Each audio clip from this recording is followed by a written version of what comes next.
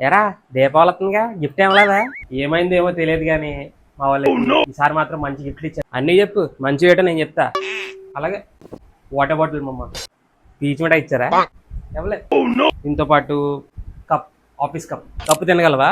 కప్లో జస్ట్ తాగుతావు అంతే. పీచ్ మిఠాయి తినచ్చురా. మోతీచూర్ లడ్డు ప్యాకెట్ ఒకటి ఇచ్చారు. అరే మొన్న తిన్నాను రా మోతీచూర్, వాంతో తీసుకురా. నిజంగా I don't recommend it for you. ఎందుకంటే నీ హెల్త్ అసలే బాగోదు. తిన్నావంటే నీకు నీ బాడీ పార్ట్లు అన్ని ఖరాబ్ అయిపోయి నీకు క్యాన్సర్ కూడా వచ్చే ఛాన్సెస్ ఉన్నాయి. నా మాట వదిలేసేయ్, సరేనా? ఇంకా దాంతోపాటు దీపావళి సమ్మాలు కూడా ఇచ్చారు మమ్మ. బాంబులు. అరే బాంబులు పేల్చుకుని అందరూ పొల్యూషన్ ఎందుకు క్రియేట్ చేద్దాం అనుకుంటున్నాం? పీచ్ మిఠాయి తింటావా? పీచ్ మిఠాయి ఇవ్వలే కదా అంటే ఆఫీస్ ఎందుకు పనికిరానట్టే, వేస్ట్. ఇంకా ప్రతి ఎంప్లాయీకి ఒక 5,000 బోనస్ చేశారు. బోనస్. అరే డబ్బులు ఇస్తే గొప్ప కాదురా, పీచ్ మిఠాయి ఇవ్వాలి. పీచ్ మిఠాయి ఇస్తే గొప్ప. నీకు పీచ్ మిఠాయి ఇవ్వలే కదా, సో ఆఫీస్ నేను అఫోర్డ్ చేయలేదు. నువ్వు డబ్బులు తీసుకుని అంతా తీసుకుని ఇంకేం చేయలేవు. ఒక 2 to 3 డేస్లో రిజైన్ పెట్టేసాయి. ఎందుకంటే పీచ్ మిఠాయి ఇవ్వలేదండి, నీకేం అవ్వలేదు.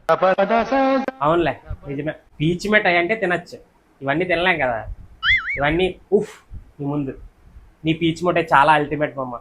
కష్టపడి సాధించావు, రక్తం చిందించి నైట్ షిఫ్ట్ ఆ పీచ్ మిఠాయి మంచిగా తిని దీపావళి మంచిగా చేసుకుని జీవితంలో ఉన్నత శిఖరాలకి వెళ్ళాలని మనస్ఫూర్తి కోరుకుంటున్నాను. నెక్స్ట్ ఇయర్ లో నీకు ఆస్కర్ రావాలని, దాని తర్వాత ఫిల్మ్ఫేర్ వచ్చేయాలని, దాని తర్వాత భారత్ అంతా కూడా ఇచ్చేయాలని మనస్ఫూర్తి కోరుకుంటున్నాను మామ. హ్యాపీ దీపావళి. Thank you. నేను చెప్పేది ఏంటంటే పీచ్ mithai is always ultimate. Happy Diwali bro.